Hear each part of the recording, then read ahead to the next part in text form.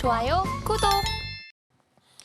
자, 오늘은 여러분들께 도움 드릴 내용이 타이틀바를 설정하는 거를 이제 말씀을 좀 드릴 거고, 지난번에 워낙 인기 있었었잖아요. 제가 이제 실제 이제 HTS 이제 설정하는 방법을 좀 말씀을 드렸었는데, 그래서 많은 분들이 도움을 받으셨었고, 이것까지 설정을 하시면 이제 크게 저하고 달라지는 건 없습니다. 똑같다라고 보시면 되고, 이 타이틀바는 간단한 거지만은 기본 설정돼 있는 거를 싹 지우고 이걸로 바꿔보시면 됩니다. 자, 첫 번째 때는 제가 손절에 대해서 이야기했기 때문에 손절 못 하시는 분들은 한번 보시면 좋을 것 같고요. 방송을 지난주 거 돌려보시면 됩니다.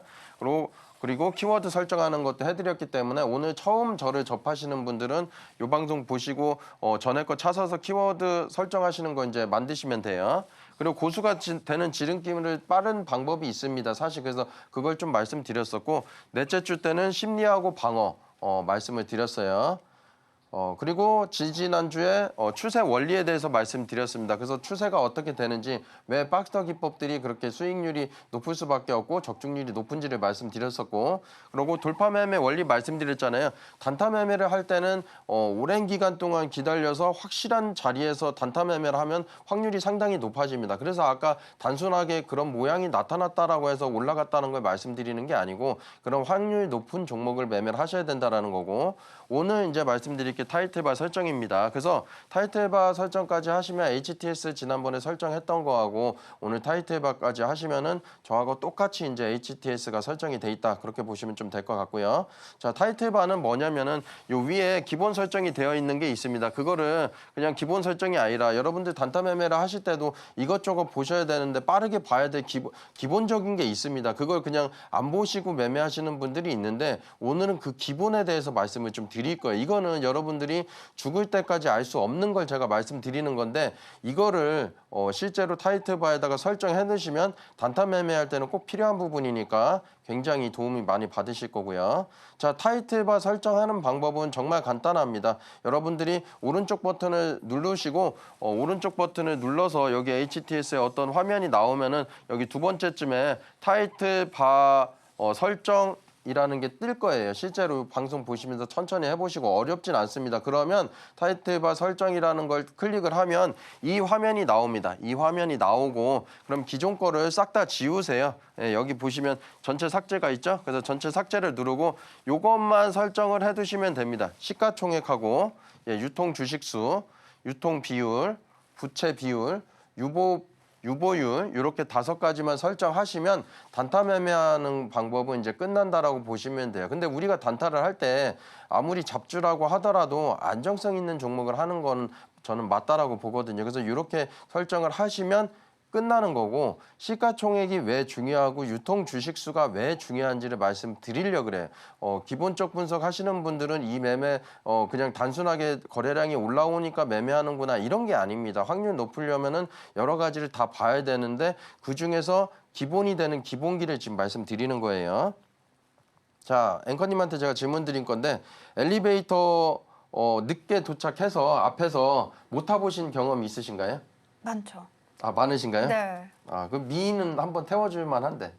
그런 거 없습니다. 아, 그래요? 네. 자, 무슨 말씀을 드리려고 하면은, 엘리베이터 보시면 여러분들도 엘리베이터 타려다가 늦게 도착해서 문이 닫히거나 사람이 정원이 꽉 차서 못 탔던 경험이 있으실 겁니다. 주식도 마찬가지입니다. 우리가 단타 매매를 하실 때 예를 들어 시가총액 10조 원인 종목을 단타 매매 치는 거하고 시가총액 2천억짜리 매매를 단타 치는 거하고 어떤 게 좀 빨리 올라갈 것 같으세요? 그 원리를 설명드리는 거예요. 근데 이거를 주식 투자를 경험이 없으신 분들은 잘 모르기 때문에 그렇지만 오늘 확고하게 좀 명확하게 알아가시면 좀 좋을 것 같고, 그러면 내가 보입니다. 가벼운 종목, 공략해야 될 종목, 그리고 무거운 종목, 공략하지 말아야 될 종목, 그리고 설령 공략하더라도 목표 수익을 좀 짧게 잡아야 되거나 아니면 가벼운 종목은 목표 수익을 높게 잡아야 된다는 것까지 알게 될 수 있는데, 자, 적재량이 600kg로 가정을 하고요. 그리고 실제 주식 방송에서 이렇게 엘리베이터 얘기해 주는 전문가는 없을 겁니다. 하지만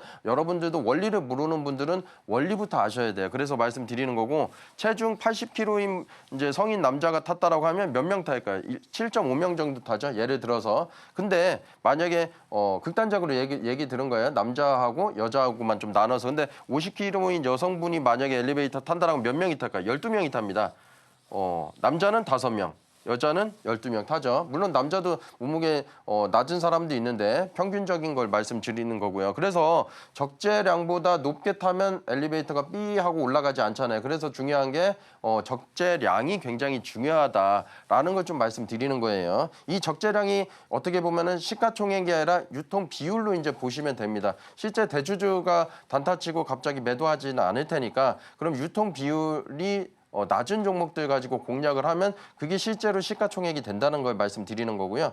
자, 그래서 유통수가 중요한 이유는 실제 유통수하고 유통 비율을 제외하면 실제로 시장에서 거래되는 주식 수가 있죠. 그게 더 중요하다는 겁니다. 예를 들어서 어떤 친구는 1조 원인데 유통 주식 수가 30%가 거래된다라고 하면 3천억인 거예요. 근데 어떤 종목은 5천억인데 80%라고 하면은 4천억이 거래되는 4천억인 겁니다. 실제 매매를 할 때는 그럼 어떤 게 더 가벼울까요? 시가총액으로 볼 때는 요게 무거운 주식 같지만 유통 주식으로 보면 요게 3천억이기 때문에 요게 더 매매하기는 좀 더 가볍다라고 이렇게 이해하시면 됩니다. 이 원리를 아셔야 되는 거고 오히려 여러분들이 초보자나 아니면 중수인데도 와, 이걸 방송에서 알려줘? 예, 저는 좀 다 알려드립니다. 그래서 이 원리는 굉장히 중요한 거기 때문에요. 단타 매매를 할 때 평생 중요한 거기 때문에 가져가시면 좀 좋을 것 같고 그래서 유통 수하고 유통 비율을 타이틀바에 넣어두는 겁니다. 그래서 계산을 해서 가볍구나 아니면 무겁구나 이거를 좀 알 수가 있는 거고 자, 그럼 앵커님한테 다시 한번 질문을 좀 드리면요. 예, 중형차 이제 여러 명 타는 이제 차량이 있는데 9명이 탔습니다. 몸무게는 80kg면 720kg 정도 돼요. 차량 무게는 똑같다고 하고 요 중대형 차는 1명 탔습니다. 그냥 운전자. 그럼 어떤 게 좀 빨리 고속도로에서 갈까요?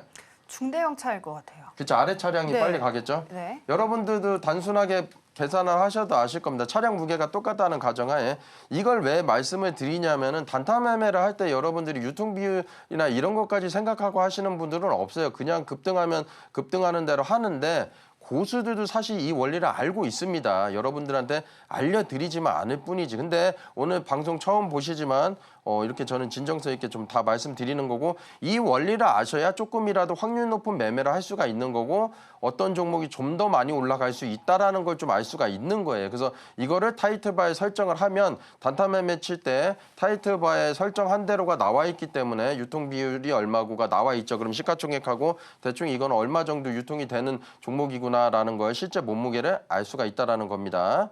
자, 그래서 부채 비율, 그다음에 이제 부채 비율 말씀드릴 건데요. 부채 비율은 왜 그러냐면은 아무리 맛있는 음식이라고 하더라도 상한 음식으로 만들면 맛있을 수가 없습니다. 신선해야 됩니다. 그래서 부채 비율은 아무리 이제 유통 주식 수가 낮다라고 하더라도 부채 비율 200% 넘어가는 기업들 같은 경우는 단타 매매를 좀 자제하고 좀 안정성 있는 종목, 좀 단기 스윙을 하더라도 안정성 있는 종목을 해야 되잖아요. 그래서 직관적으로 타이틀바에 이걸 설정해 놓고 200% 미만인지 이상인지 보신다라고 하면 단타 매매를 좀 위험하게 하는 건 아니구나라는 걸 좀 아실 수가 좀 있으실 것 같고 유보율 제가 여러 번 말씀드렸었는데 이 계산법을 여러분들이 아실 필요는 없어요. 우리가 주식으로 수익만 잘 내면 되지 차량으로 운전만 잘하면 되는 거지 우리가 엔지니어 차를 샀으면 엔지니어처럼 차를 고칠 수 있는 기술까지 배워야 되는 건 아니잖아요. 근데 유보금하고 순이익하고 이렇게 나눠서 곱하기 100을 하면은 실제로 회사에서 기업이 남겨둔 이익입니다. 이익이 많이 남았다라는 거는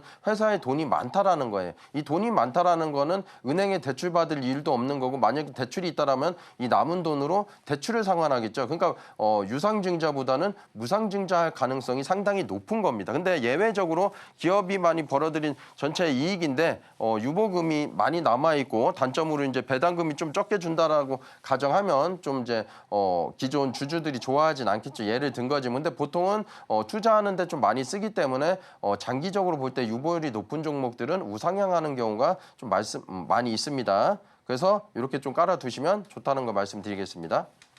지금 바로 구독을 눌러보세요. 실시간 경제 뉴스, 투자 전문가들의 다양한 시황과 정확한 분석, 또 알찬 투자 정보까지 신뢰할 수 있는 저희 서울경제TV와 함께하세요.